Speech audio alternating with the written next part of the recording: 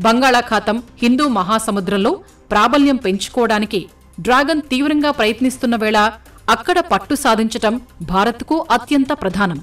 ఇండోనేషియాలోని Sunda, లాంబోక్ జలసంధి సమీపాన నౌకా స్థావరాల నిర్మాణానికి చైనా ప్రయత్నిస్తోంది.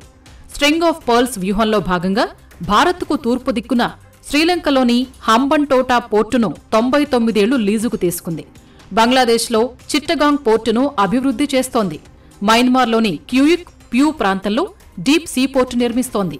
అండమాన్ నికోబార్ ద్వీపాలకు 55 కిలోమీటర్ల దూరంలోని కోకో ఐలాండ్స్లో మిలిటరీ స్థావరం ఏర్పాటు చేస్తోంది.